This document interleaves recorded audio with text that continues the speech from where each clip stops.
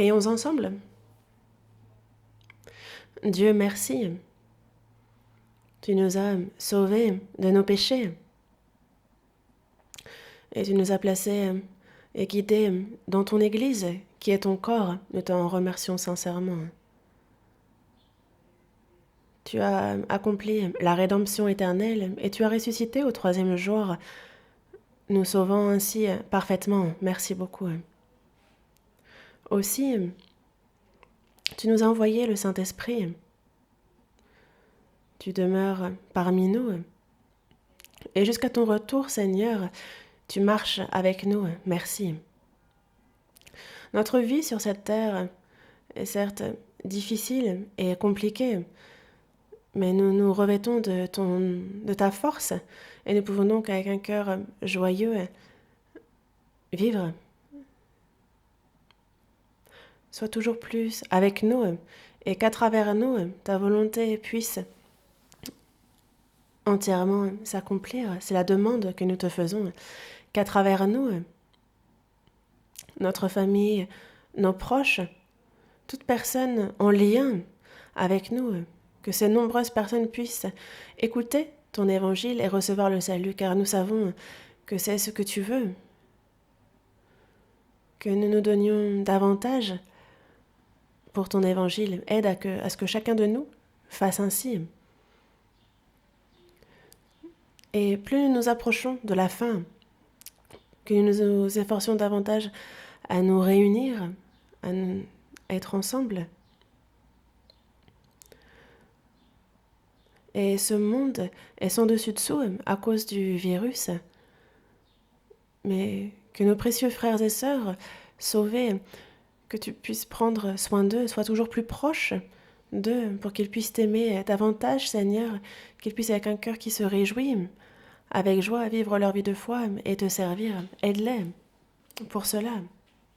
Aujourd'hui, c'est devant ta parole que nous nous présentons. Seigneur, enseigne-nous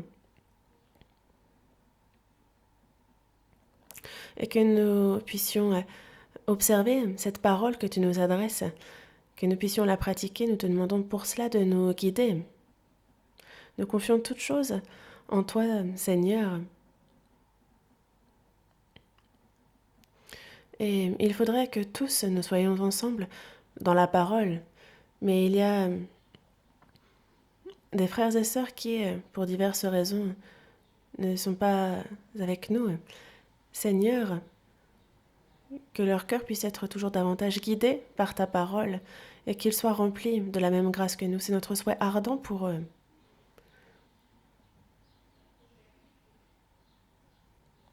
Il y a ceux qui vivent loin du temple et qui participent à la communion en ligne. Seigneur, console le cœur de ces frères et sœurs, soutiens-les fermement et que là où ils sont, ils puissent prêcher avec courage ta parole et qu'une église y soit établie. Guide-les dans ce sens. Que toujours plus ta parole soit prêchée et qu'en divers lieux, ton église puisse être établie. Nous te demandons cette grande grâce. Nous confions cette journée entre tes mains, Seigneur, et nous avons prié en ton nom, en te remerciant. Amen.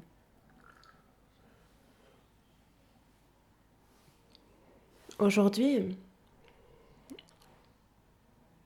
nous allons réfléchir sur Ézéchias. C'est dans 2 Rois, chapitre 18. 2 Rois, chapitre 18, du verset 3 au verset 7. 2 Rois, chapitre 18, du verset 3 au verset 7. Du verset 3 au verset 4, je vais lire. À partir du verset 5 jusqu'au verset 7, nous allons lire ensemble. Il fit ce qui est droit aux yeux de l'Éternel, entièrement comme avait fait David, son père. Il fit disparaître les hauts lieux, brisa les statues, abattit les idoles, et mit en pièces le serpent d'airain que Moïse avait fait, car les enfants d'Israël avaient jusqu'alors brûlé des parfums devant lui. On l'appelait Nehushtan.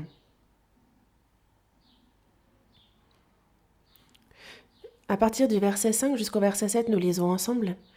Il mit sa confiance en l'Éternel, le Dieu d'Israël, et parmi tous les rois de Juda qui vinrent après lui ou qui le précédèrent, il n'y en eut point de semblable à lui. Il fut attaché à l'Éternel, il ne se détourna point de lui, et il observa les commandements que l'Éternel avait prescrits à Moïse. Et l'Éternel fut avec Ézéchias, qui réussit dans toutes ses entreprises. Il se révolta contre le roi d'Assyrie, et ne lui fut plus assujetti.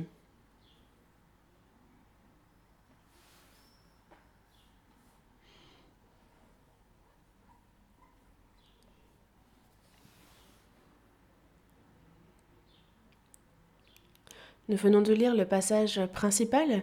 Merci de marquer la page. Aujourd'hui, nous allons réfléchir au roi Ézéchias.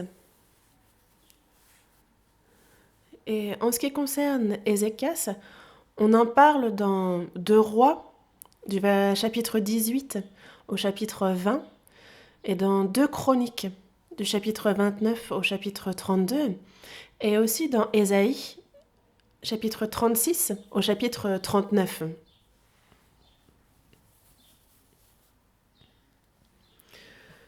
Et dans chacun de ces livres,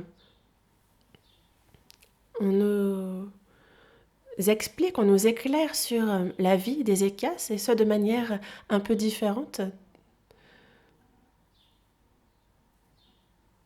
Le roi Ézéchias,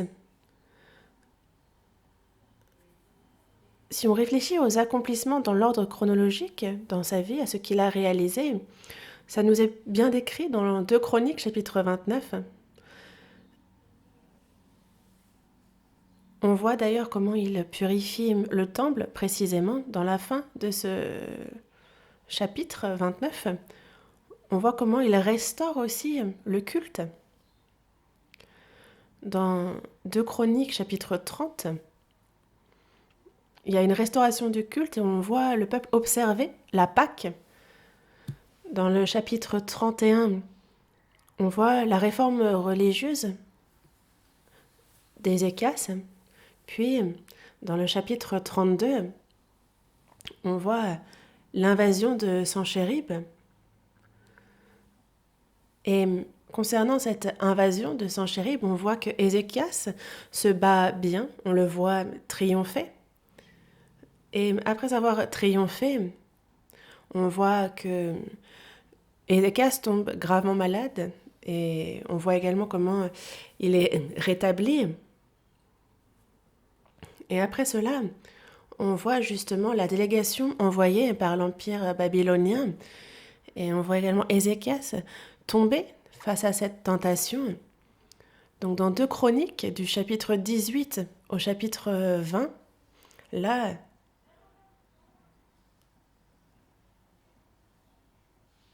justement, on voit l'invasion, l'agression de Sanchérib, on voit Ézéchias malade, on voit aussi jusqu'à la délégation envoyée par Babylone.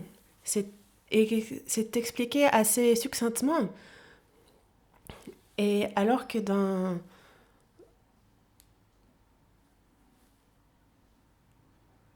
de Chroniques, à partir du chapitre 29, c'est beaucoup plus détaillé. Dans Ésaïe, du chapitre 36 au chapitre 39, cela reprend ce qui est écrit dans 2 Rois, du chapitre 18 au chapitre 20. C'est quasiment la même chose. Mais il y a eu un ajout. On voit Ézéchias tomber malade. On voit Dieu qui prolonge sa vie. Il guérit donc. Et après avoir guéri, on voit le chant d'Ézéchias. Le roi Ézéchias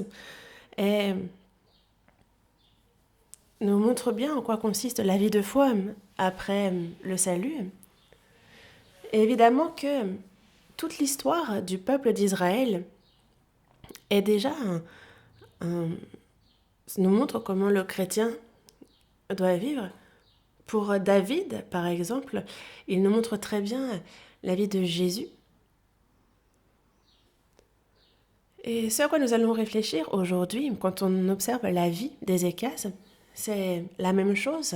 À travers sa vie, nous voyons comment est-ce que dans notre vie nous triomphons, comment parfois il nous arrive d'échouer, de nous détourner, de nous repentir. C'est ce que nous dit aussi. Tout cela est compris dans l'histoire et dans la vie du roi Ézéchias. Et donc aujourd'hui, nous allons nous intéresser à la victoire, aussi aux échecs et à la repentance du roi Ézéchias. Le roi Ézéchias, comme nous l'avons vu dans le passage principal, on a lu dans... Vous avez marqué la page, n'est-ce pas? Dans 2 Rois chapitre 18. Dans le verset 3, il est dit qu'il fit ce qui est droit aux yeux de l'Éternel entièrement, comme avait fait David, son père.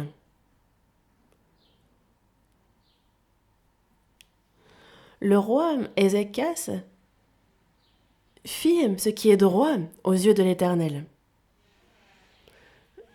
Le roi Ézéchias a été victorieux sous bien des aspects. Il a vécu une vie de triomphe, c'est ce que nous pouvons sous-entendre ici. Mais en tant que sauvé, le roi Ézéchias avait une foi excellente et a vraiment vécu une vie de triomphe, de succès sous bien des aspects. Et l'on se demande comment nous aussi, nous pourrions vivre une vie avec succès. C'est notre préoccupation, n'est-ce pas? Nous, en tant que chrétiens sauvés, nous souhaitons vivre une telle vie. Et la Bible nous décrit la méthode pour cela. On voit que Ézéchias a mis sa confiance en l'Éternel, ce qui lui a permis de vivre une vie réussie. Dans 2 Rois chapitre 18, si on regarde dans le verset 5,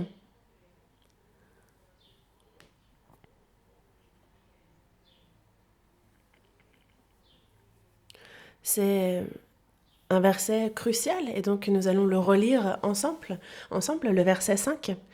Il a mis sa confiance en l'Éternel, le Dieu d'Israël, et parmi tous les rois de Juda qui vinrent après lui ou qui le précédèrent, il n'y en eut point de semblable à lui. Il y avait dans le royaume de Juda divers rois, mais parmi tous les rois de Juda, il n'y en a aucun qui fût semblable à lui. Car pour Ézéchias, il a mis sa confiance en l'Éternel. Il a mis en lui sa confiance, il l'a mis en l'Éternel. Ézéchias, le nom, signifie « l'Éternel est ma force ». L'Éternel est ma force. C'est ce que signifie son prénom. Et nous aussi, dans notre vie de foi, si l'on pouvait avoir ce témoignage, ce serait vraiment génial de pouvoir dire que l'Éternel est ma force. Et Ézéchias a vécu de manière digne de son nom. L'Éternel était sa force. C'était lui, son aide. Il le savait très bien. Et c'est pour cela que il n'a pas fait que se confier en l'Éternel. Il s'est vraiment confié en lui complètement.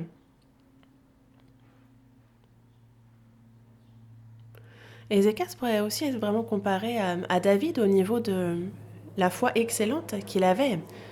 Dans le verset 3, il est dit qu'il fit ce qui est droit aux yeux de l'Éternel, entièrement, comme avait fait David, son père.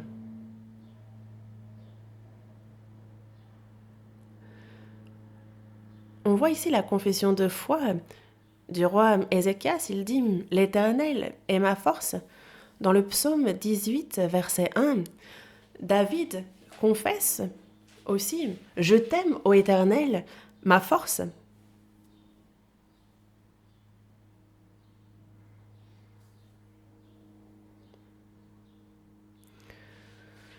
Ézéchias a vraiment pris l'Éternel pour être en sa force, c'est en lui qu'il s'est confié entièrement. il y eut Osias, Joatam, Achaz, puis Ézéchias.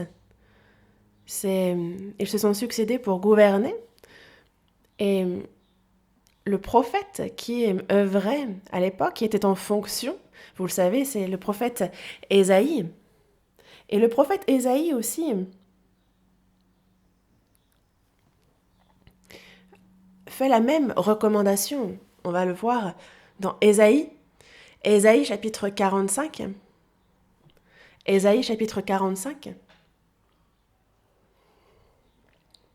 verset 24. Ésaïe chapitre 45, verset 24.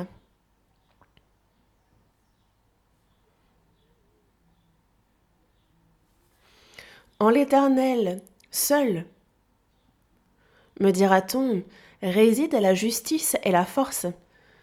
À lui viendront, pour être confondus, tous ceux qui étaient irrités contre lui.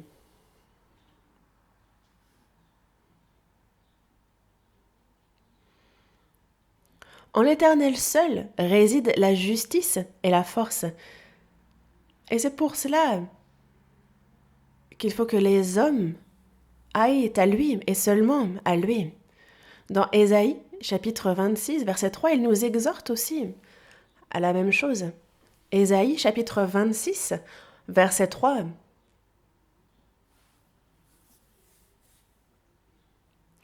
À celui qui est ferme dans ses sentiments, tu assures la paix parce qu'il se confie en toi.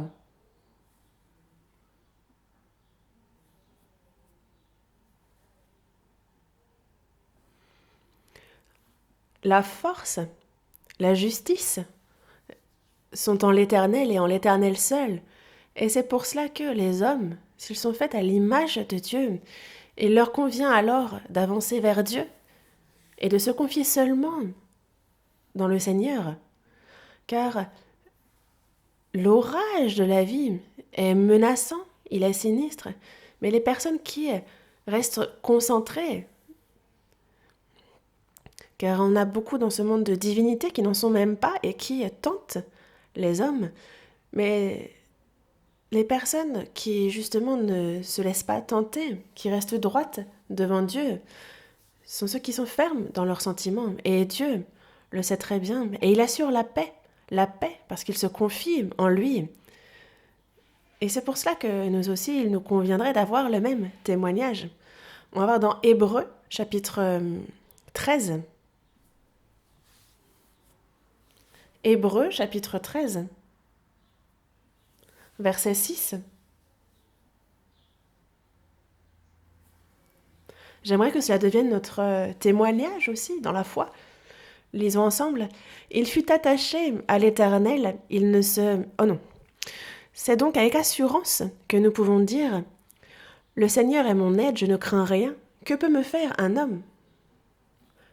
Les chrétiens sauvés peuvent l'affirmer. Que le Seigneur est mon aide. C'est de lui dont vient mon secours. Et alors je ne craindrai rien. Que peut me faire un homme ? La force motrice dans la foi, c'est de se confier entièrement dans Dieu, celui qui m'a sauvé. Et c'est ce que le roi Ézéchias a fait. Il s'est entièrement confié en l'Éternel. En d'autres termes, on retourne à la page que nous avons marquée dans 2 Rois chapitre 18. 2 Rois chapitre 18, verset 6. Dans le verset 6, lisons ensemble. Il fut attaché à l'Éternel, il ne se détourna point de lui, et il observa les commandements que l'Éternel avait prescrits à Moïse.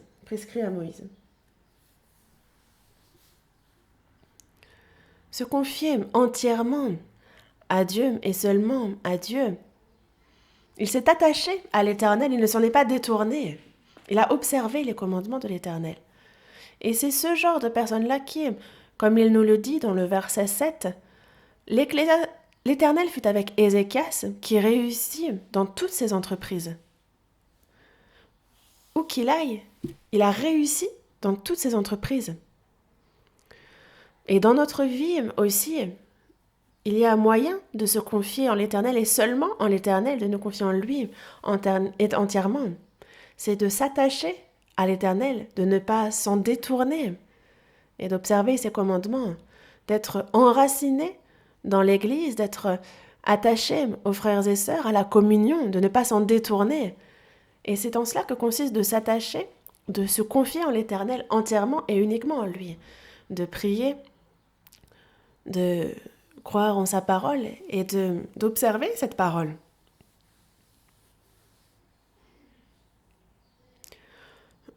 Comme je vous l'ai dit au début, le roi Ézéchias a triomphé beaucoup dans sa vie.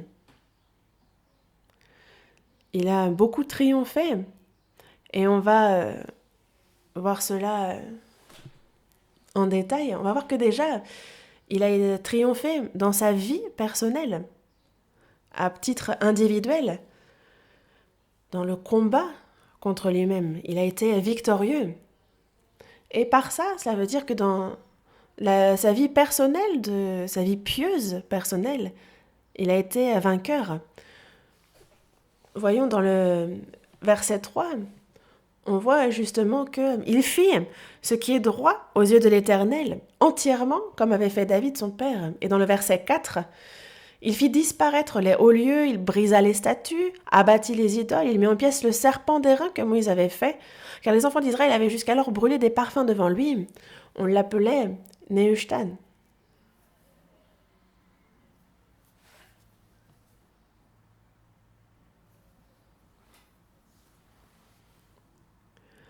En ce qui concerne sa vie personnelle, sa vie pieuse, il fut droit aux yeux de l'Éternel.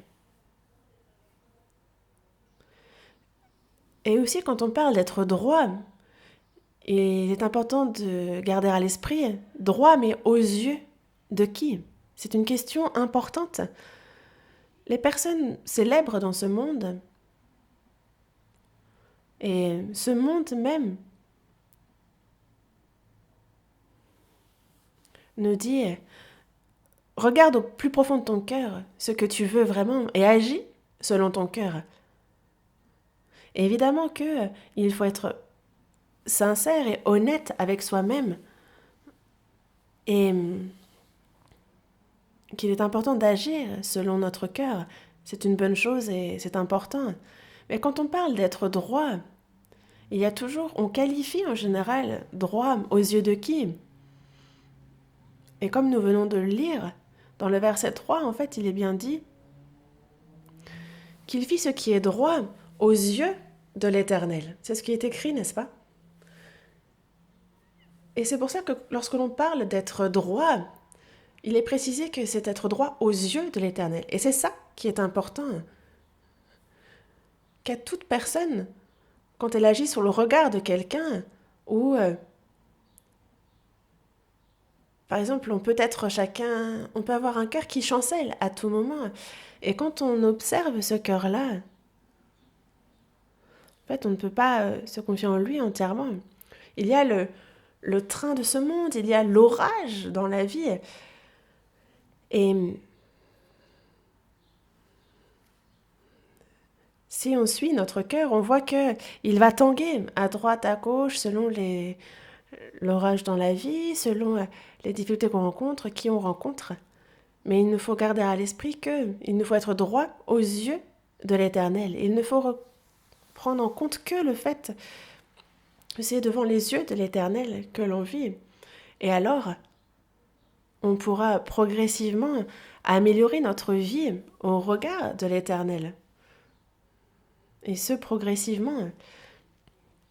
Et donc, il faut où que nous soyons, et quel que soit le moment, il nous faut reconnaître et prendre conscience que vraiment nous vivons devant Dieu. Dans le cœur des chrétiens, il nous faut toujours réfléchir à cela, au fait que nous vivons devant Dieu. Parce que sinon nous pouvons tomber dans le péché et faire des compromis avec le monde. Dans Deutéronome, chapitre 32, verset 4, on nous décrit Dieu comme un Dieu fidèle et sans iniquité, juste et droit. Dieu est fidèle, il est juste et droit. Et c'est pour cela que toute personne droite est utilisée précieusement par Dieu. Voyons dans 1 Roi chapitre 3, verset 6. 1 Roi chapitre 3, verset 6. Verset 6. Je vais lire. Salomon répondit: Tu as traité avec une grande bienveillance ton serviteur David, mon père, parce qu'il marchait en ta présence dans la fidélité, dans la justice et dans la droiture de cœur envers toi. Tu lui as conservé cette grande bienveillance, et tu lui as donné un fils qui est assis sur son trône, comme on le voit aujourd'hui.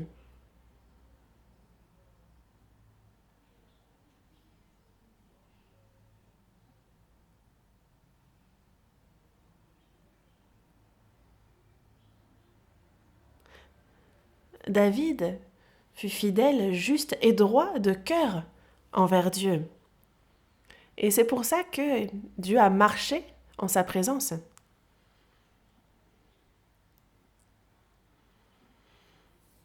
Et c'est pour ça que lorsque nous sommes droits de cœur, alors nous pouvons être en présence de Dieu, marcher avec lui et recevoir de lui la grâce.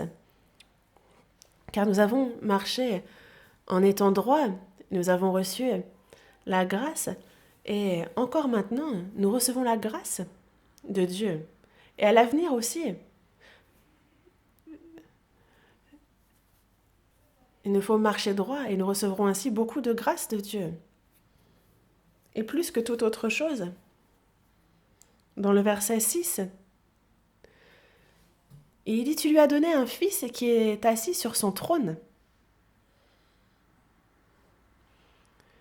Et selon la droiture de mon cœur, Dieu va aussi faire que les grâces vis-à-vis de notre descendance, de nos enfants, débordent. Et c'est pour cela que c'est bien devant Dieu qu'il nous faut être droit, car c'est très important. Ézéchias a triomphé dans sa vie pieuse, concernant sa vie personnelle.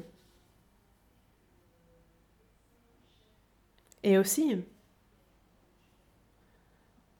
Ézéchias était roi. Un roi est un leader. Et qu'est-ce qu'un leader? Chaque personne définit un leader de manière différente. Et aussi, chaque personne s'imagine qu'un leader est ainsi et ainsi, et ça change selon chacune des personnes. Pour certains, c'est quelqu'un qui est réussi en toute chose, qui est bon en tout. Mais pour Ézéchias, c'était un leader qui est, en tant que leader qui triomphait, mais qui triomphait ensemble, avec les autres, avec son peuple, avec ses troupes, avec son armée. C'est un leader qui ne triomphait pas seul. Il était donc très victorieux, mais dans la communion. En tant que roi d'Israël, il est un roi qui a rétabli la foi de son peuple. Il n'a pas triomphé seul. À 25 ans, il est monté sur le trône. Et à 29 ans, il a commencé à gouverner, à administrer le royaume. Et la première chose qu'il a faite, une fois au pouvoir, c'est de rétablir la foi de son peuple. Et il a travaillé, il a mis toute sa force et son attention à rétablir la foi de son peuple. Car à cause des mauvaises œuvres, des méfaits de son père, son peuple s'est affaibli. Ils sont arrivés à un point critique. Et c'est de ce genre de royaume-là qu'il a hérité, d'un peuple dans le péché, d'un peuple affaibli. Mais lui, c'est calmement et de manière ordonnée, c'est méthodiquement qu'il a commencé à changer cela, à réformer le pays. Et tous les éléments pour la restauration de la foi, il les a mis en place. Et quand nous aussi nous recherchons à rétablir notre foi, on voit ce qu'il faut rétablir aussi à travers ce que le roi Ézéchias a fait. La première des choses est que Ézéchias a rouvert les portes du temple et il l'a purifié. Allons à 2 Chroniques, chapitre 29.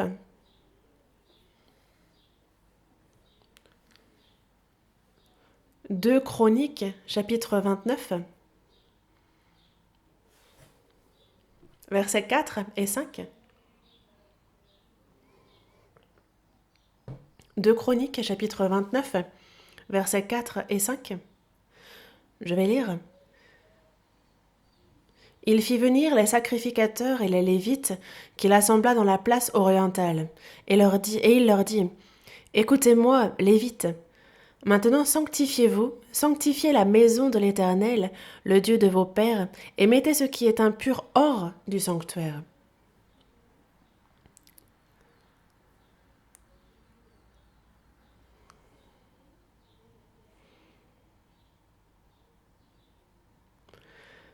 Il dit, écoutez-moi, Lévites, aux sacrificateurs, il les a assemblés. Et la première chose qu'il fait, c'est qu'il a réuni les ouvriers. Il a réuni les Lévites et les sacrificateurs et il leur a demandé de se sanctifier eux-mêmes, puis de sanctifier la maison de l'Éternel. Que ce soit à titre personnel ou au niveau de l'Église, pour établir une vie de foi qui s'est effondrée, il y a premièrement, la première chose à faire, c'est de se sanctifier. Le premier pas dans la restauration de la foi est de jeter toute idolâtrie et tout péché, de se réconcilier, de rétablir l'entente avec Dieu. C'est la première chose à faire, comme lorsque l'on reçoit le salut. Nous étions loin de Dieu, nous vivions en lui tournant le dos. Mais Dieu souhaitait que nous revenions à lui, et pour cela, il a fait en sorte que nous commencions par nous repentir. Le salut, c'est le fait de revenir à Dieu. Nous qui étions très éloignés, lorsque nous avons reçu le salut, nous avons compris l'amour de Dieu et nous sommes revenus à lui. C'est cela, le salut. Mais si nous souhaitons revenir à Dieu, il faut déjà qu'il y ait réconciliation, qu'il y ait entente. Et avec le péché que nous avions, nous ne pouvions pas être réconciliés avec Dieu. Et c'est bien pour cela que, quand on reçoit le salut, on s'est repenti de nos péchés et nous avons alors reçu le pardon de nos péchés par la foi. Mais il y a repentance avant salut. On se repent du péché, on revient à Dieu et on reçoit le salut. Il n'y a pas de salut sans repentance des péchés. Ça, il faut s'en souvenir. Car de nos jours, il y a vraiment beaucoup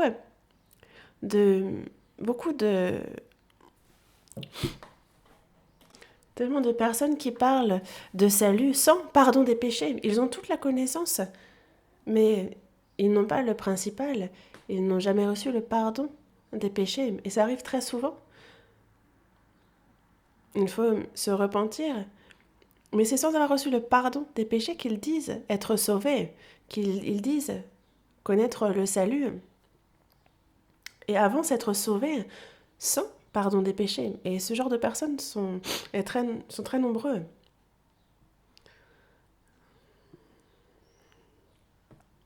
Et c'est quand on se repent de nos péchés qu'on peut commencer sincèrement à servir Dieu.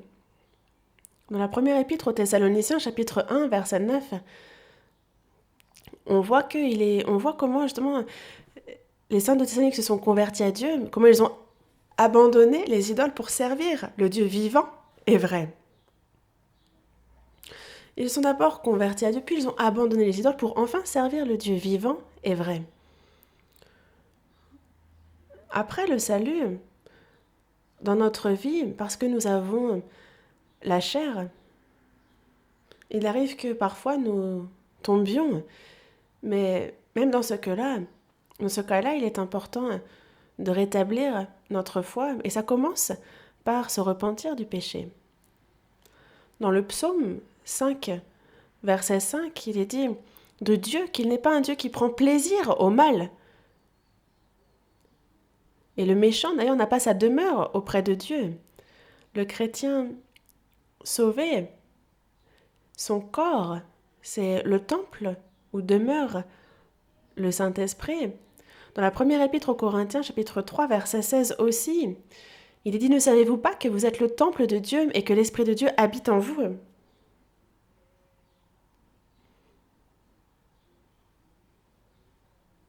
Et c'est bien pour cela que notre corps ne nous appartient pas, comme il nous l'a dit. Et c'est pour cela que, dans la seconde épître aux Corinthiens, chapitre 6, verset 17, il nous dit « Sortez du milieu d'eux et séparez-vous. Ne touchez pas à ce qui est impur, et je vous accueillerai. » Ouvrons à la première épître de Pierre, chapitre 4.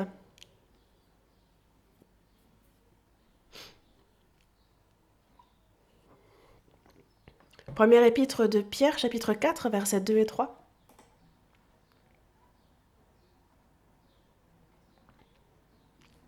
Première épître de Pierre, chapitre 4, versets 2 et 3.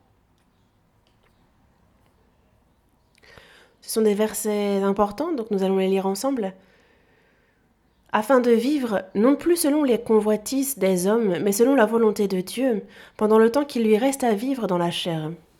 C'est assez, en effet, d'avoir dans le temps passé accompli la volonté des païens, en marchant dans la dissolution, les convoitises, l'ivrognerie, les excès du manger et du boire, et les idolâtries criminelles.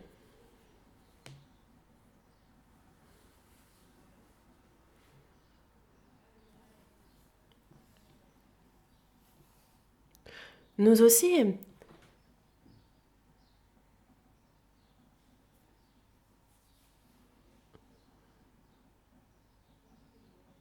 nous avons besoin de sanctifier notre vie. On ouvre les portes du temple et on le sanctifie. Comme ils l'ont fait, nous aussi, on doit ouvrir les portes de notre cœur.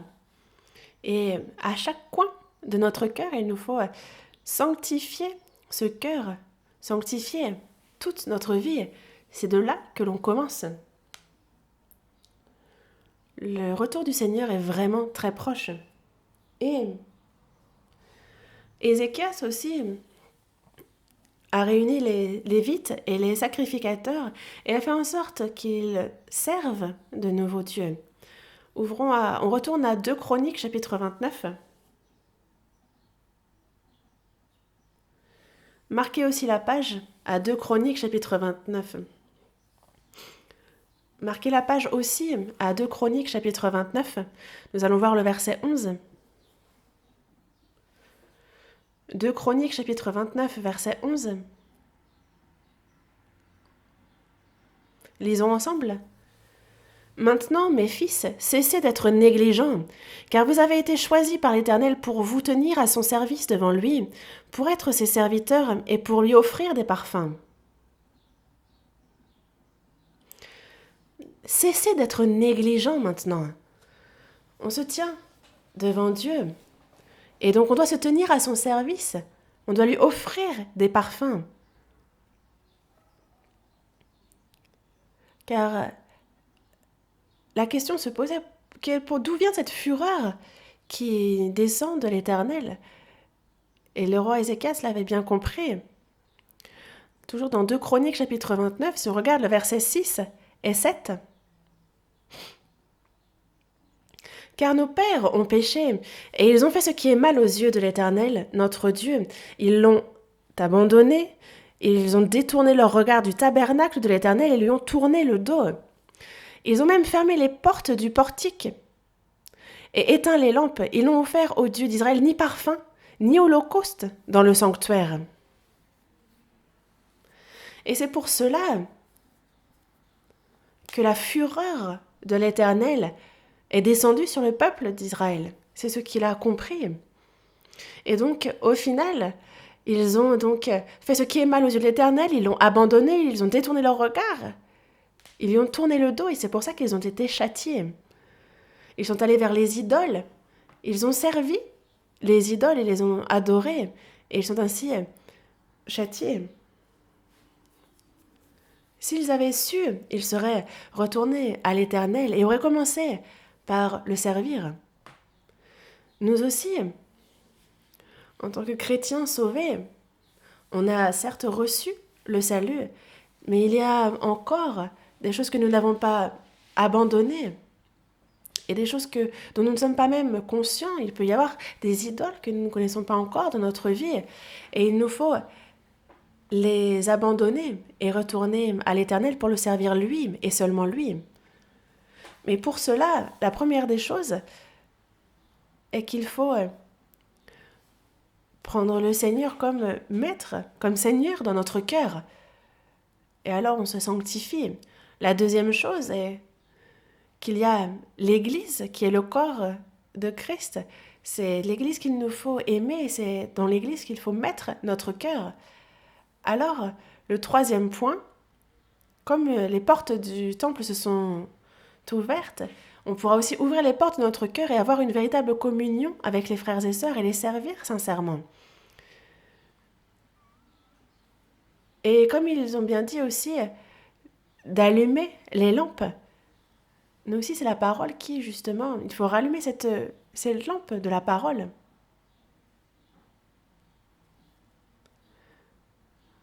Il est dit qu'il n'offrait pas d'holocauste ni de parfum au Dieu d'Israël dans le sanctuaire. Et c'est pour ça que nous, comme cinquième point, il nous faut vraiment offrir les prières qui sont un parfum agréable à Dieu. Parce qu'il y a eu cette fureur qui est descendue sur le peuple d'Israël, parce qu'il n'offrait ni parfum ni holocauste dans le sanctuaire. Et comme les prières s'offrent en parfum, il nous faut aussi nous offrir nous-mêmes comme holocauste pour le Seigneur. En ce qui concerne le rétablissement de la foi, le deuxième point est de servir l'Éternel. Servir Dieu. Le troisième point pour le rétablissement de la foi, comme l'a fait Ézéchias, c'est qu'il a rétabli aussi l'observation de la Pâque. On va voir dans 2 Chroniques, chapitre 30, verset 1. Ézéchias envoyait des messagers dans tout Israël et Juda, et il écrivit aussi des lettres à Éphraïm et à Manassé pour qu'ils viennent à la maison de l'Éternel à Jérusalem célébrer la Pâque en l'honneur de l'Éternel, le Dieu d'Israël.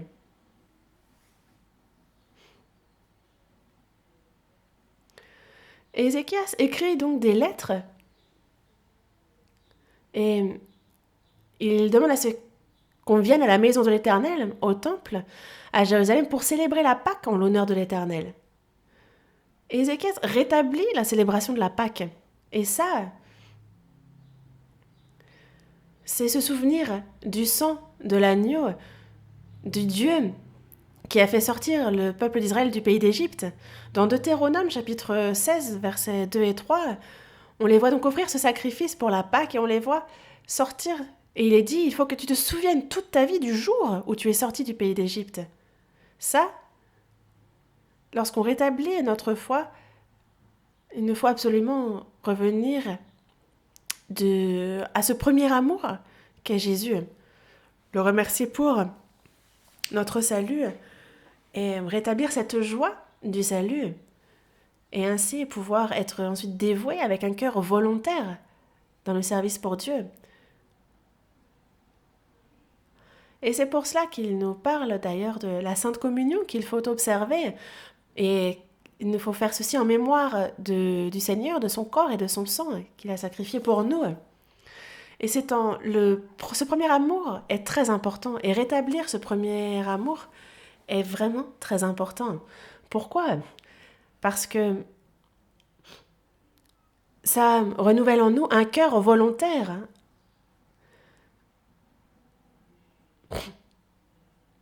Il arrive que on peut vivre notre vie de foi quand on entend et qu'on nous dit qu'il faut observer la parole, mais on peut le faire sans y mettre le cœur. Alors que si c'est par l'amour du Seigneur que l'on est poussé, motivé par cet amour-là, par sa parole, alors nous pourrons servir volontairement le Seigneur avec la force qu'il nous donne, et ce ne sera pas de manière un radin, ce ne sera pas de manière forcée que nous le servirons, mais bien avec un cœur volontaire.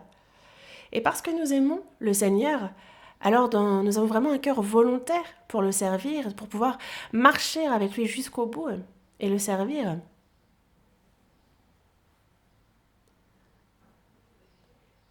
Il a ainsi rétabli la célébration de la Pâque. C'est le troisième point pour rétablir la foi de son peuple. Et le quatrième point, dans le rétablissement de la foi, il a aussi rétabli les offrandes. On va voir dans 2 Chroniques, chapitre 31, verset 6. 2 Chroniques, chapitre 31, verset 6. Lisons ensemble. De même, les enfants d'Israël et de Juda qui demeuraient dans les villes de Juda donnèrent la dîme du gros et du menu bétail et la dîme des choses saintes qui étaient consacrées à l'Éternel, leur Dieu, et dont on fit plusieurs tas.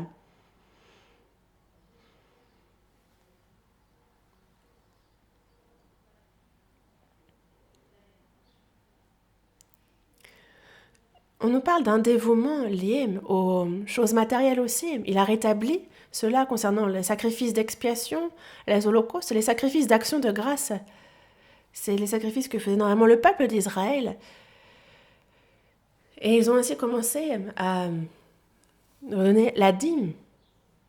La dîme, c'est de ce que j'ai reçu, ça peut être donc de ma vie, de mon corps, c'est reconnaître que tout vient du Seigneur et que tout appartient au Seigneur.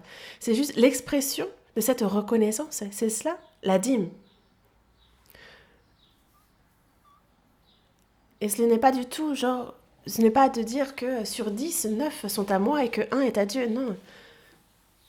Le fait d'adresser une partie sur les 10 de ce que nous avons reçu de Dieu, c'est notre reconnaissance vis-à-vis de Dieu, du fait que nous avons tout reçu de lui et que tout lui appartient. Nous-mêmes, nous sommes au Seigneur, et ceux qui le reconnaissent vont savoir que tout ce qui leur appartient à Dieu finalement. Et ils pourront alors ainsi d'un cœur volontaire et avec joie faire la dîme et les offrandes à Dieu. Certaines personnes pensent à la dîme comme à une règle, comme à une loi, mais ce n'est pas le cas. La dîme n'est pas une loi. Dieu a donné à travers Moïse la loi au peuple d'Israël. Et avant de donner cette loi au peuple d'Israël, on voit Abraham qui donne la dîme à Melchisédek. À ce moment-là, Melchisédek, ce souverain sacrificateur, est Jésus. Mais Dieu, on voit Abraham qui donne la dîme. Et ça s'adresse à ceux qui ont été sauvés par le sang de Jésus. Et ça nous montre, justement, à travers Abraham, il nous montre à l'avance, justement, cette reconnaissance, cette expression de la reconnaissance des sauvés vis-à-vis du Seigneur. Et l'on ne vit pas en considération de la loi, mais il y a la grâce de notre salut qui est dans notre cœur. Il y a l'amour vis-à-vis du Seigneur qui nous a sauvés. Et si c'est toujours le cas, alors c'est avec un cœur qui se réjouit, c'est avec un cœur volontaire que l'on lui consacre notre argent, notre temps, notre corps, tout ce que nous possédons.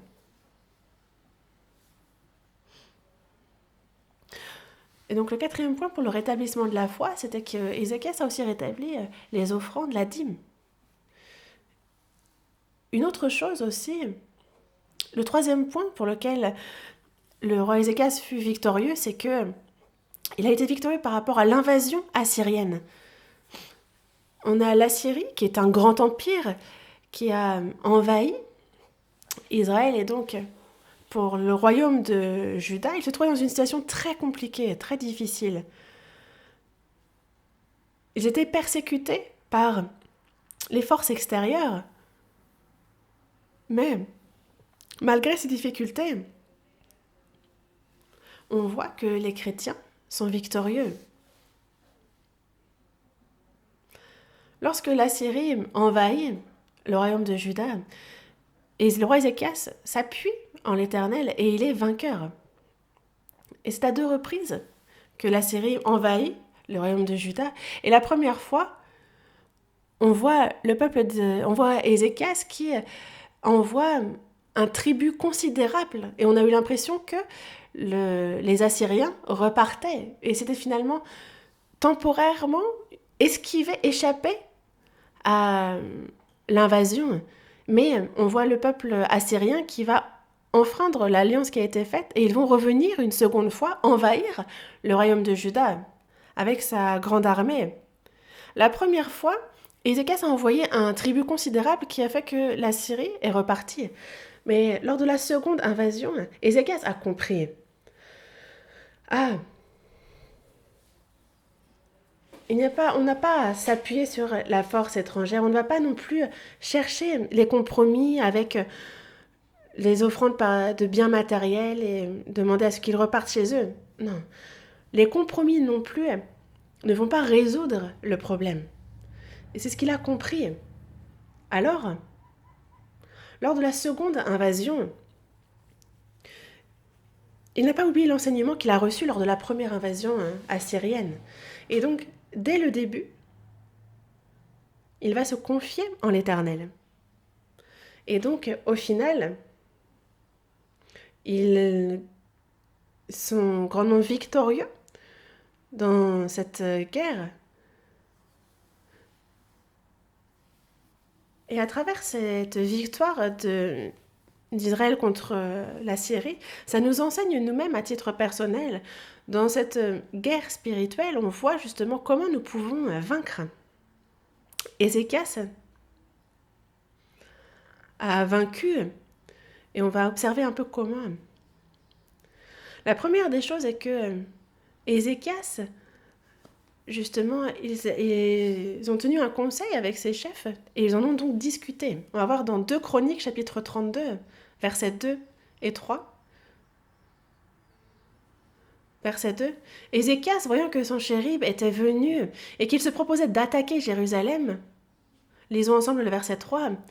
Il tint conseil avec ses chefs et ses hommes vaillants afin de boucher les sources d'eau qui étaient hors de la ville, et ils furent de son avis.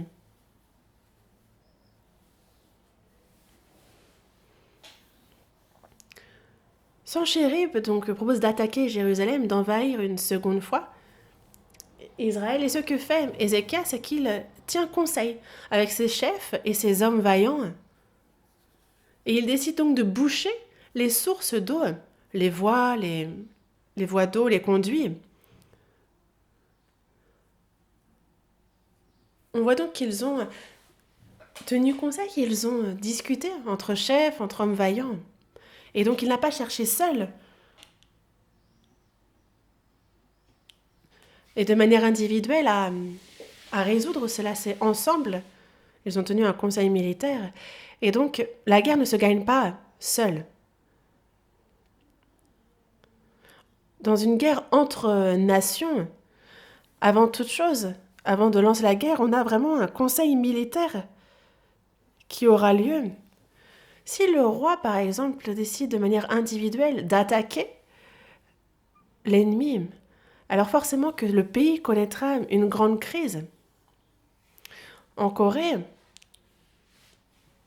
il y avait au début la dynastie Goryeo. Ensuite, on a eu la dynastie Choson. Et ensuite, la République de Corée du Sud. Mais à la fin de la dynastie Goryeo, il y avait des troubles politiques. Et il a fallu donc faire la guerre à la dynastie Ming. Et ils rassemblent 50 000 personnes qu'ils envoient vers le nord, alors que au sein du pays, il y avait un grand manque de vivres, la situation était difficile. Mais les commandants, les généraux, tous les serviteurs disaient que cette guerre n'est pas bonne, mais le roi a dit sa volonté, disant qu'il faut absolument faire la guerre. Et c'est bien pour cela que ce pays a connu une grande crise. Et c'est ce qui entraîne la chute de la dynastie Goryeo. Et donc, en termes de guerre, le roi ne peut pas décider de manière individuelle, à lui tout seul. Même s'il a des serviteurs, il doit rassembler les chefs, les hommes vaillants pour discuter. On voit par exemple des fois des alliances qui se forment entre pays aussi. En période de guerre, ils vont discuter, ils vont tenir conseil pour savoir où est-ce qu'il faut concentrer son énergie, quelle est la tactique, quelle opération militaire lancer, comment aussi défendre les pays. Et tout ça, en fait, ce sont des stratégies militaires que l'on met en place.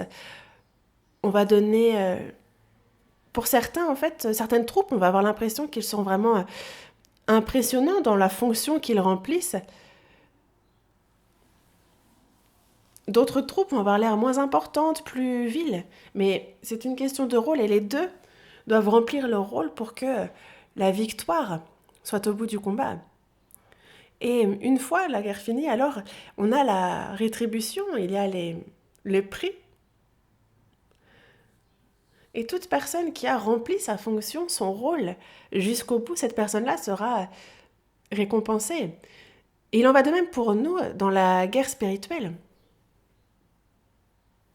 Qui est notre ennemi ?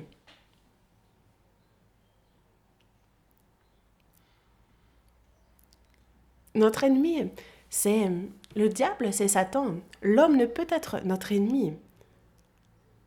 Il y a toujours le diable derrière. Et le diable a connu des milliers de guerres durant des milliers d'années. Il a soulevé beaucoup de guerres. Et il a cette expérience concernant les complots, les machinations, les ruses. Et donc il n'est pas simple de le vaincre. Et c'est pour cela que nous avons le Seigneur qui est notre chef d'armée. C'est lui qui se bat avec nous. Et nous,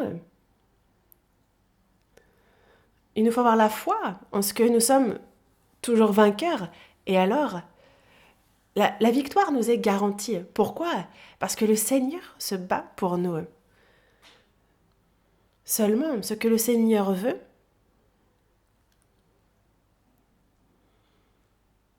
ce n'est pas qu'une personne se mette en avant, qu'elle triomphe toute seule, mais il souhaite que tous les chrétiens participent à la guerre. C'est ce que le Seigneur veut. Qu'est-ce qui est représentatif dans la guerre spirituelle ? On a principalement les séminaires, n'est-ce pas ? Les séminaires bibliques. Il nous faut combattre et être vainqueurs. Pour ces âmes qui sont esclaves de l'autorité du diable, qui sont misérables, il nous faut les en délivrer. Et on a des frères et sœurs qui font partie de l'équipe, de la troupe d'attaque, qui vraiment vont évangéliser. Et justement, quand il y a aussi cette troupe de défense qui va faire en sorte que toute personne qui vient puisse revenir aussi les jours d'après, qu'ils puissent écouter le mieux possible, qui vont aussi faire en sorte que la personne écoute jusqu'au bout. Mais on a une autre troupe qui est aussi très importante. C'est cette troupe qui attaque aussi de manière féroce le diable.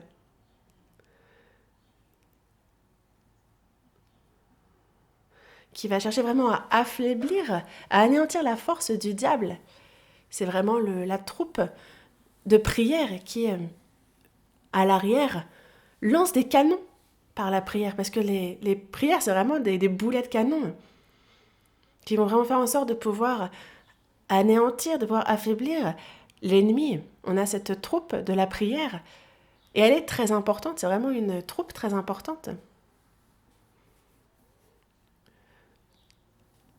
Et il n'y a pas de troupe ou de garnison plus importante l'une que l'autre.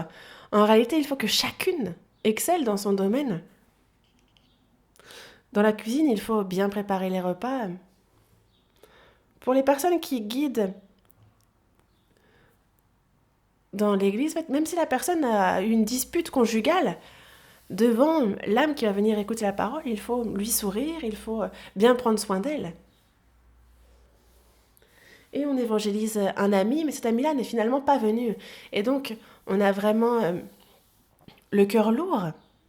Et pourtant, il faut quand même qu'avec joie, on participe et qu'on aille vers les autres âmes que les frères et sœurs ont emmenées, qu'on puisse aider les frères et sœurs dans l'évangélisation de ces âmes, lire la Bible ensemble, etc. Il faut bien faire sous tous les angles, pour pouvoir vraiment être victorieux dans la guerre. Et nous sommes donc tous très importants. Simplement, ceux qui seront récompensés par le Seigneur sont ceux qui ont pris la responsabilité, qui ont fait jusqu'au bout, ceux qui ont couru jusqu'au bout, qui ont fini la course là où ils étaient. Voyons dans Proverbes chapitre 20. Proverbes chapitre 20, verset 18.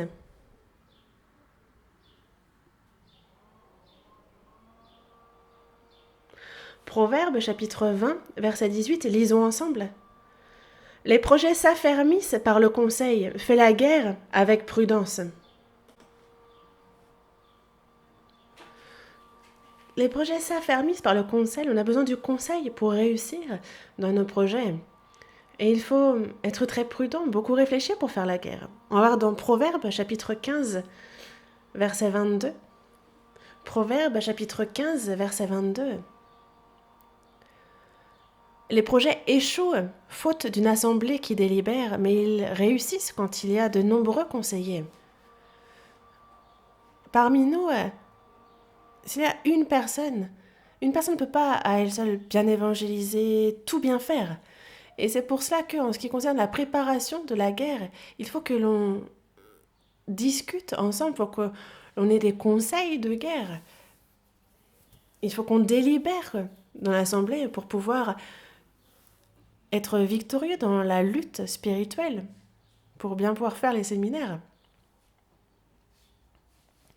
Il faut qu'on se soit avec un même esprit, que l'on soit unis pour la prédication de l'Évangile. Voyons dans Philippiens chapitre 1. Philippiens chapitre 1, verset 27. Philippiens chapitre 1, verset 27. C'est un verset important, donc nous allons aussi le lire ensemble. Seulement, conduisez-vous d'une manière digne de l'évangile de Christ, afin que, soit que je vienne vous voir, soit que je reste absent, j'entende dire de vous que vous demeurez ferme dans un même esprit, combattant d'une même âme pour la foi de l'évangile. Conduisez-vous d'une manière digne de l'évangile de Christ. En quoi est-ce que cela consiste? C'est avec un même cœur, dans un même esprit, d'avoir un seul et même but, d'être unis et de combattre pour l'évangile, d'être unis, de nous entraider. C'est cela, se conduire d'une manière digne de l'évangile de Christ. La deuxième chose, c'est que Ézéchias s'est préparé avec sagesse à la guerre. Il l'a préparé avec sagesse. Il s'est confié en l'Éternel entièrement. Il a prié. Et c'est quelque chose qui a été très agréable à Dieu. C'est ces personnes-là que Dieu aide vraiment. Mais une personne qui ne va faire que prier, qui ne va pas faire sa part, cela ne va pas. Nous aussi, nous devons faire tout ce que nous pouvons. Il y a des préparatifs que nous pouvons faire à l'avance, nous préparer avec sagesse à l'avance, prier suffisamment. Alors, Dieu va nous donner la grâce. Beaucoup prier, y réfléchir beaucoup. Et aussi, quand on voit qu'il y a des faiblesses à certains niveaux, essayer de fortifier, de combler ces faiblesses. Si jamais on a une arme, de l'aiguiser, si jamais on voit qu'elle est un peu émoussée, et il- alors même si une situation surprenante arrive, nous ne serons pas troublés et nous pourrons nous battre. 2 Chroniques, chapitre 32. 2 Chroniques, chapitre 32, on a marqué la page aussi. 2 Chroniques, chapitre 32, verset 5. 2 Chroniques, chapitre 32, verset 5. Ézéchias prit courage, il reconstruisit la muraille qui était en ruine et l'éleva jusqu'au tour, bâtit un autre mur en dehors, fortifia Milo dans la cité de David et prépara une quantité d'armes et de boucliers.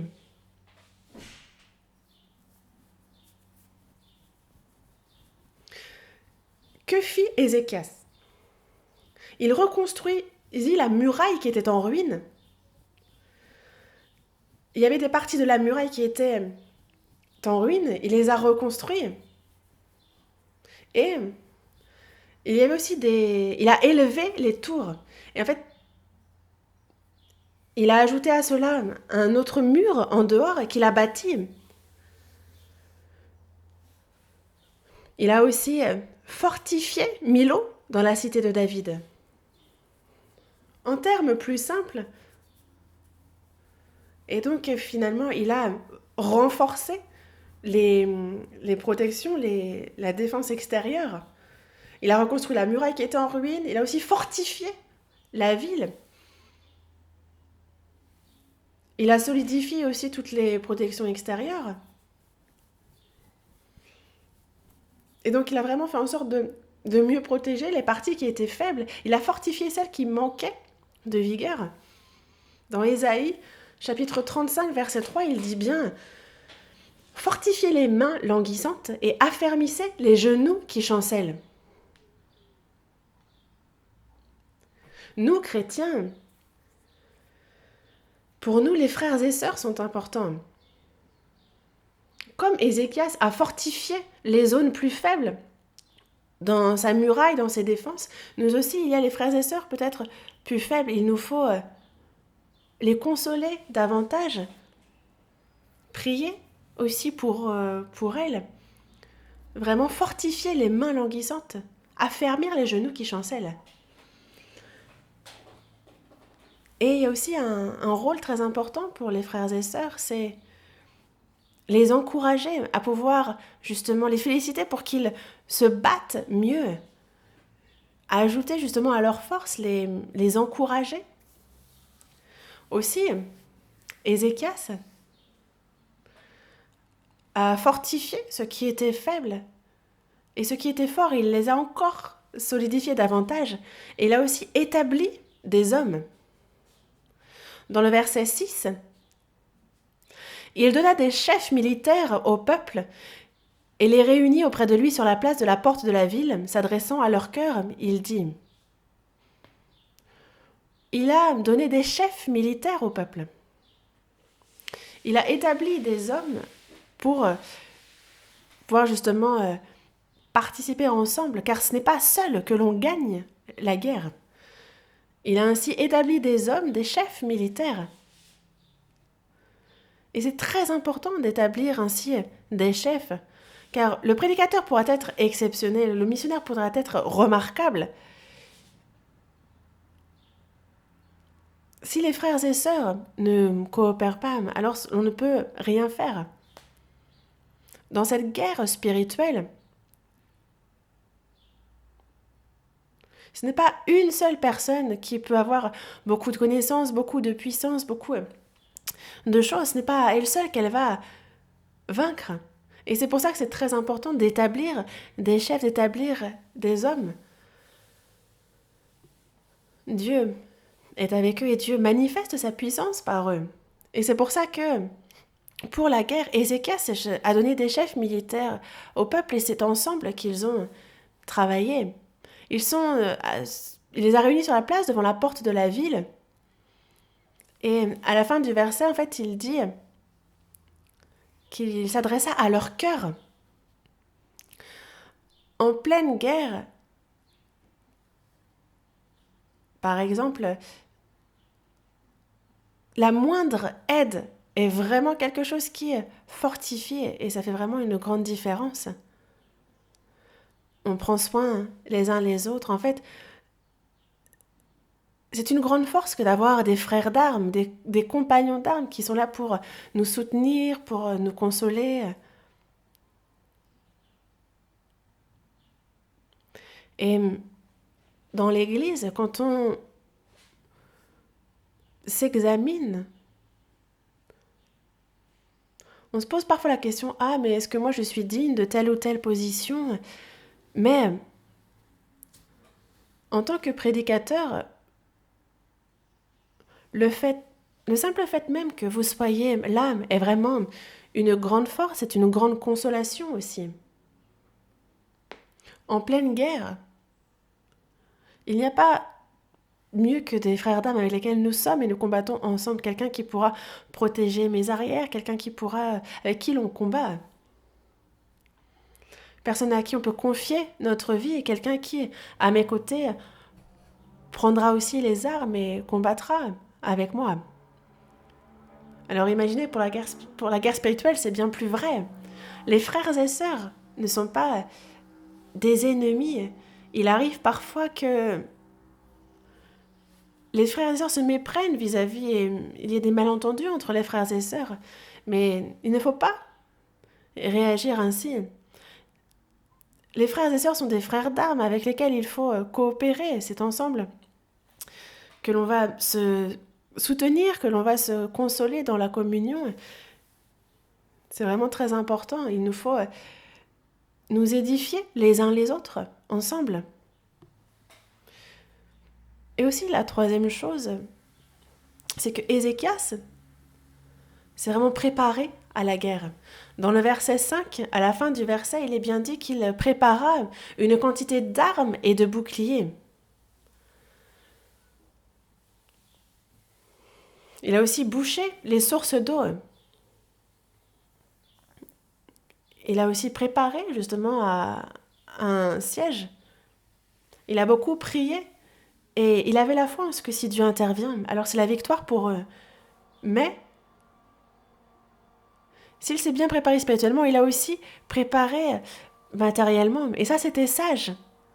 Car, par exemple, on a un chrétien jeune qui veut entrer dans une bonne université et qui, après l'université, veut réussir et veut trouver un bon emploi.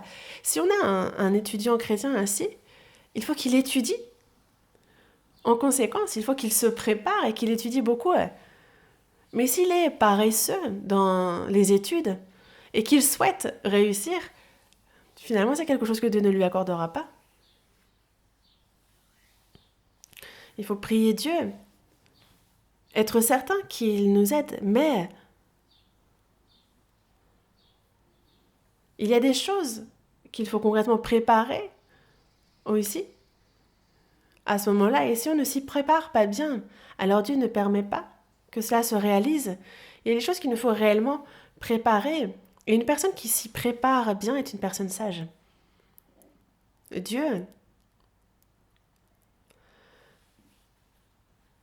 considère alors que cette personne sait vraiment discerner les temps et il utilisera précieusement cette personne-là.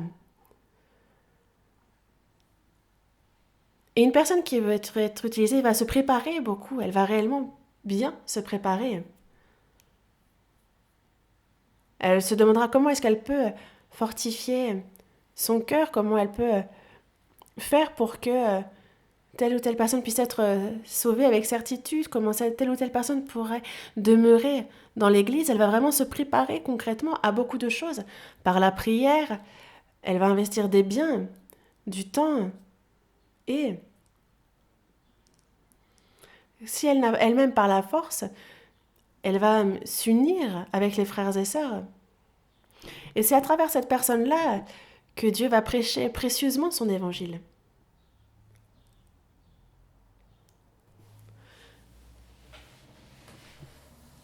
Et c'est pour cela que Ézéchias, pour cette guerre-là, il s'est aussi préparé précisément et concrètement. Et nous aussi, en ce qui concerne la guerre spirituelle, il est nécessaire que l'on s'y prépare. Et aussi, Ézéchias consoler aussi ses troupes. On va voir dans 2 Chroniques, chapitre 32, verset 8. 2 Chroniques, chapitre 32, verset 8, on lit ensemble. Avec lui est un bras de chair, et avec nous l'Éternel, notre Dieu, qui nous aidera et qui combattra pour nous. Le peuple confiance dans les paroles d'Ézéchias, roi de Juda.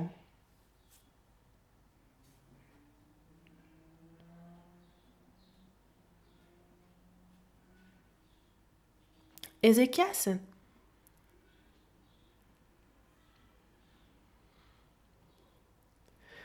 a cru à ce que Dieu, l'Éternel, justement, les aidera et combattra pour eux.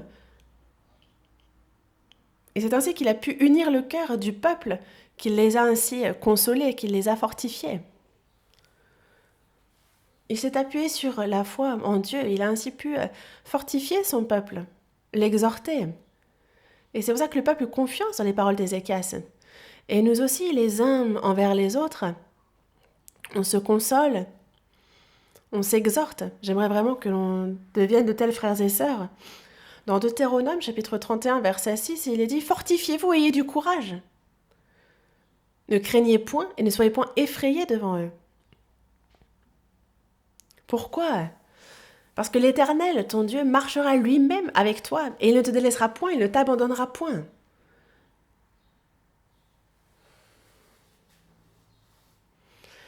Et quand on écoute ce verset, vraiment, ça nous fortifie dans notre cœur, et on peut reprendre courage. Ça nous console. Dans le verset 8 qui suit, il est dit que l'Éternel marchera lui-même devant toi, il sera lui-même avec toi, il ne te délaissera point, il ne t'abandonnera point, ne crains point et ne t'effraie point. Dieu marche lui-même devant nous et il combat avec nous. Alors, que pouvons-nous craindre ? Il faut que les uns les autres, nous nous consolions, que nous nous exhortions, que l'on se fortifie. Et cela ne consiste pas à se frapper l'épaule et à se dire « courage ». Non. C'est se fortifier les uns les autres avec la parole de Dieu. Et j'aimerais qu'on partage ainsi les versets qui nous soutiennent, qui nous fortifient. Et aussi, Ézéchias a repoussé les plans du diable. Dans 2 Chroniques, chapitre 32, du verset 14, verset 15, et pour des questions de temps, on ne lira pas ce passage, mais il y a Sanchérib qui a cherché à semer la discorde entre Ézéchias et le peuple d'Israël par ses paroles. Il a cherché vraiment à semer la zizanie entre le peuple et Ézéchias en disant « Ne croyez pas, Ézéchias, est-ce que vous pensez que le Dieu, l'Éternel va vous sauver? Vous pensez qu'il est avec vous ?» C'est par ce genre de paroles qu'il a cherché à décourager le cœur du peuple d'Israël et qu'il a cherché à semer la discorde entre le peuple et Ézéchias. Mais Ézéchias, lui, avant tout, avait déjà dit « Ne répondez à rien, n'ouvrez pas la bouche s'il parle. » Et donc, ils ont été cohérents, ils ont tous été dans le silence. Et donc, au final, Dieu a guidé ce peuple à la victoire dans la guerre. Le diable cherche à faire, par tous les moyens, il cherche à nous déstabiliser. Il nous fait parfois, il nous donne un cœur qui juge les frères et sœurs, c'est un peu sa technique, c'est sa stratégie. Mais si on a un cœur qui juge les frères et sœurs, alors vraiment ça crée un fossé entre les frères et sœurs et ce n'est pas bon. Si jamais on a un cœur qui juge, alors la première chose qu'il faut faire, c'est se taire, garder le silence. Attendre de voir ce que Dieu a prévu, par quel chemin elle nous mène, et il nous faut garder le silence. Garder le silence, c'est vraiment affaiblir toute la stratégie, c'est affaiblir le diable. Le diable est parfois pris par certaines personnes comme étant Dieu, au sens où il aurait une toute-puissance qui, si je pense, il sait, il pourrait lire mes pensées. Il y a des frères et sœurs qui pensent cela, mais ce n'est pas le cas. Le diable connaît ma pensée parce qu'on l'exprime par la parole. Ce qu'il peut faire, seulement c'est semer des pensées dans notre cœur, dans notre tête, d'autres pensées, des pensées vaines.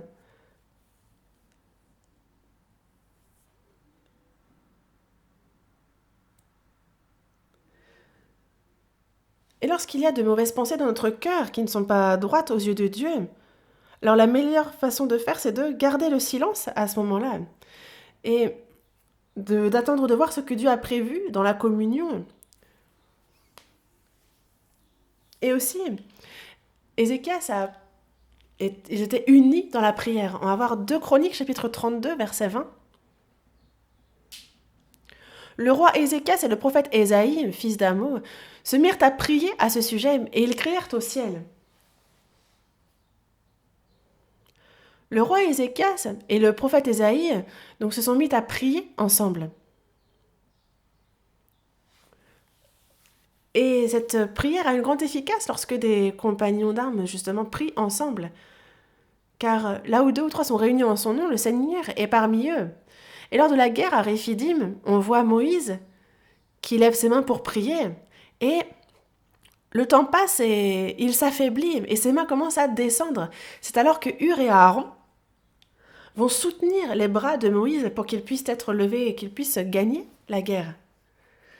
Prier ensemble, c'est vraiment une grande force. C'est une force concrète. Et c'est bien pour cela que, à l'époque où les apôtres prêchaient, lorsque l'Église a connu une grande crise, l'Église a commencé à prier ensemble. Et ils ont vu alors Dieu passer à l'action. Et c'est bien pour cela que l'apôtre Paul a demandé à ce qu'on prie pour lui, car il savait quelle était la puissance, la force de la prière. Quand on prie ensemble, ça accélère les choses. Et ça fait que le bras de Dieu se manifeste plus vite et plus grand. Et le roi Ézéchias aussi a été victorieux par rapport à sa maladie, qui devait lui entraîner la mort. On peut parler d'une victoire interne, une victoire intérieure. On revient au premier passage que l'on a marqué, à 2 Rois chapitre 20. 2 Rois chapitre 20, verset 1.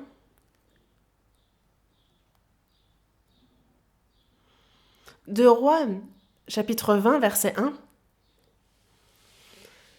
En ce temps-là, Ézéchias fut malade à la mort. Le prophète Ésaïe, fils d'Amo, vint auprès de lui et lui dit « Ainsi parle l'Éternel, donne tes ordres à ta maison, car tu vas mourir, et tu ne vivras plus. »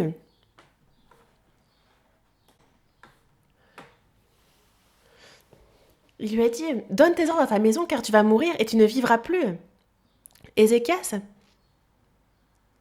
a entendu donc qu'il mourrait. « Donne tes ordres à ta maison, tu vas mourir. » Imaginez combien il a dû être surpris. Dans le verset 2, on le voit ainsi prier. À ce moment-là, certainement qu'il a dû avoir l'impression que le ciel s'effondrait. Ce n'est pas écrit, mais certainement qu'il a dû se dire « Ah, je ne suis donc plus utile à Dieu. » Il a dû avoir aussi ce cœur un peu découragé. Il a certainement dû être déprimé. Et c'est bien pour cela que dans le verset 3, il dit « Ô Éternel, souviens-toi que j'ai marché devant ta face avec fidélité et intégrité de cœur, et que j'ai fait ce qui est bien à tes yeux. » Et Ézéchias répandit d'abondantes larmes. «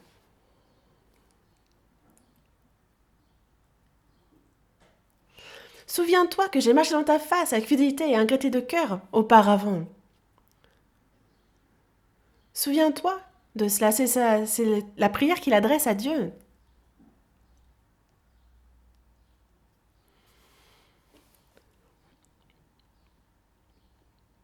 Et Dieu a justement vu ses larmes.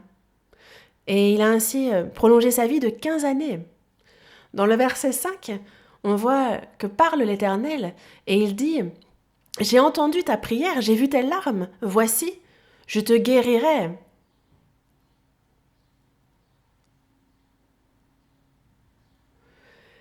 Ézéchias tombe malade, mais à ce moment-là, il a versé d'abondantes larmes ardentes à Dieu. Mais on a le roi Achab qui, lui aussi, est tombé malade, mais il ne s'en est pas remis à Dieu, il ne l'a pas invoqué, c'est seulement les médecins en qui il s'est confié. Et il finit donc par mourir. Et notre vie, en tant que chrétien, il arrive qu'il y ait des ombres sur notre vie. Et dans ces moments-là, vers qui est-ce qu'on tourne notre visage? Lorsque l'on est découragé dans notre cœur, quand on a l'impression d'être inutile devant Dieu, vers qui on se tourne? Vers qui faut-il et pour qui faut-il verser nos larmes?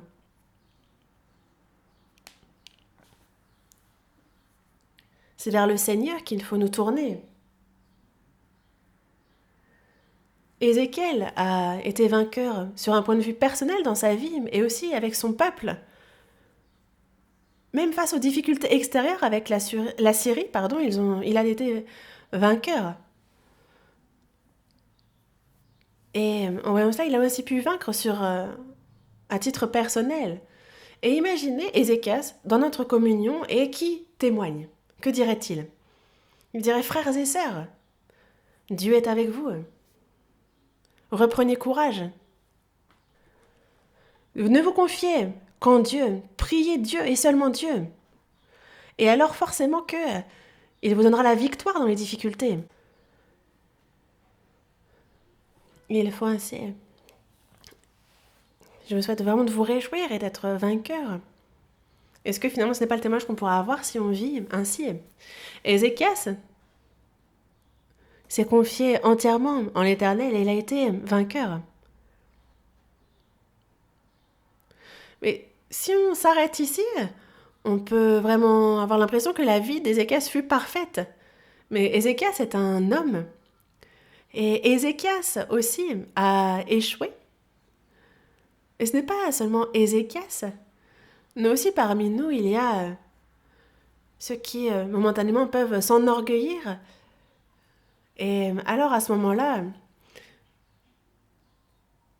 en fait, on échoue forcément si on s'allie avec quelqu'un d'orgueilleux. Le roi Ézéchias aussi s'est enorgueilli et a ainsi échoué. Alors que la Babylone envoie une délégation, et on va voir comment il a échoué. On va voir dans 2 Chroniques chapitre 32. 2 Chroniques chapitre 32, versets 24 à 26. 2 Chroniques chapitre 32, versets 24 à 26. Lisons ensemble. En ce temps-là, Ézéchias fut malade à la mort. Il fit une prière à l'Éternel, et l'Éternel lui adressa la parole et lui accorda un prodige. Mais Ézéchias ne répondit point au bienfait qu'il avait reçu, car son cœur s'éleva, et la colère de l'Éternel fut sur lui, sur Juda et sur Jérusalem. Alors Ézéchias, du sein de son orgueil, s'humilia avec les habitants de Jérusalem, et la colère de l'Éternel ne vint pas sur eux pendant la vie d'Ézéchias.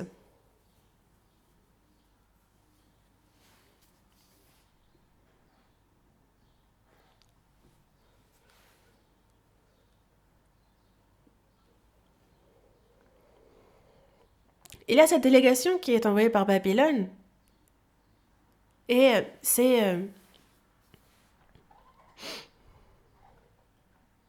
en fait, il souhaitait vraiment, finalement, venir observer. En fait, c'était peut-être une bonne intention, mais il venait pour espionner, pour voir. Et Ézéchias s'est vraiment réjoui d'avoir vu sa vie prolongée, d'avoir guéri de sa maladie mortelle. Et donc il n'a pas bien analysé la situation, il n'a pas vu ce qui se passait. Il était malade, il a guéri, et on voit, il est dit qu'il n'a pas répondu aux bienfaits qu'il avait reçus. Et pour quelle raison? Dans le verset 25, il est dit qu'Ézéchiel ne répondit point aux bienfaits qu'il avait reçus car son cœur s'éleva. C'est ce qui est écrit, n'est-ce pas? C'est parce qu'il s'est enorgueilli. Mais, dans le verset 31, il est dit Cependant, lorsque les chefs de Babylone envoyèrent par des messagers auprès de lui pour s'informer du prodige qui avait eu lieu dans le pays, c'est celui qui est important, lisons ensemble. Dieu l'abandonna pour l'éprouver, afin de connaître tout ce qui était dans son cœur. Dieu voulait connaître tout ce qui était dans le cœur d'Ézéchias, et c'est la raison pour laquelle il l'a abandonné, c'est afin de l'éprouver. Dieu éprouve pour connaître notre cœur comme il connaissait le cœur d'Abraham. Et pourtant, il voulait connaître tout ce qui était dans son cœur. Et c'est pour ça qu'il lui a demandé de sacrifier Isaac. Et encore maintenant, Dieu éprouve. Et nous aussi, nous pouvons être éprouvés de la sorte. Ézéchias a chuté, il a échoué.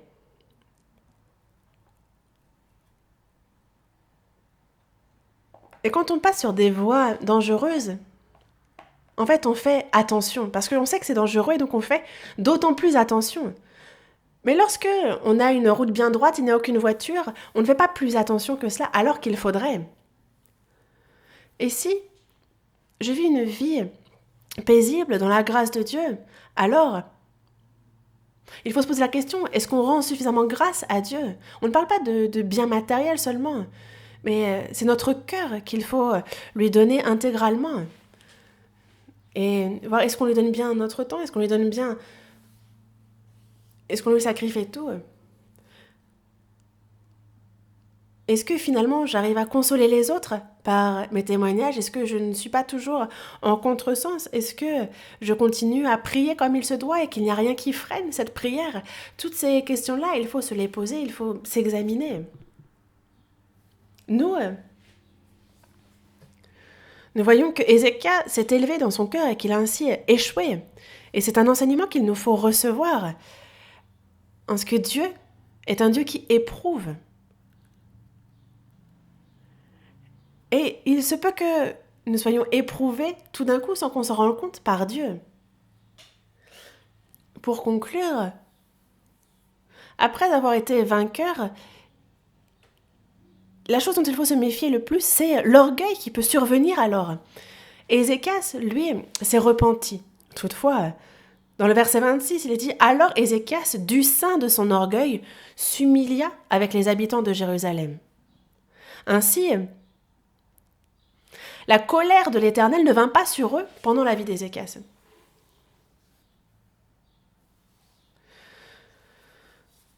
Le Seigneur abonde en grâce, en miséricorde, vraiment. Et nous, chrétiens aussi, nous pouvons commettre des erreurs, nous pouvons chuter, mais c'est toujours le Seigneur sur lequel il faut porter nos regards, c'est lui qu'il faut prier, c'est sa miséricorde qu'il nous faut demander. Et alors, il donne sa grâce encore et encore. Et si j'échoue là, maintenant, je vous souhaite vraiment de vous relever. Si nous sommes tombés maintenant, il faut nous relever et avancer vers le Seigneur. Et nous confions en lui et seulement en lui. Prions ensemble. Dieu merci. Tu nous as sauvés et tu marches toujours avec nous. Tu nous aides dans toutes nos difficultés. Et en tant que chrétien sauvé, tu nous permets d'agir en conséquence. Nous te remercions pour cette aide. Aujourd'hui, nous avons vu comment Ézéchias a triomphé, comment il a échoué, mais comment il s'est repenti aussi, et comment il a pu recevoir toutes tes grâces. Nous aussi, devant toi, Dieu, nous voulons vivre une vie de victoire. Aide-nous pour cela. Et s'il arrive que nous soyons touchés par l'orgueil, Seigneur, que nous puissions revenir à l'humilité pour agir comme il se doit devant toi. Et même si nous avons échoué, même si nous sommes tombés, Seigneur, que ce cœur revienne à toi, qu'il se repente, qu'il se relève. Aide-nous aussi pour cela.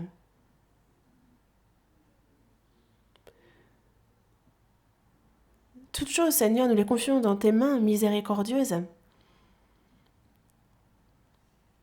Et nous te remercions pour cette grâce qui nous a conduits jusqu'ici, Seigneur. Nous avons prié en le Seigneur Jésus. Amen.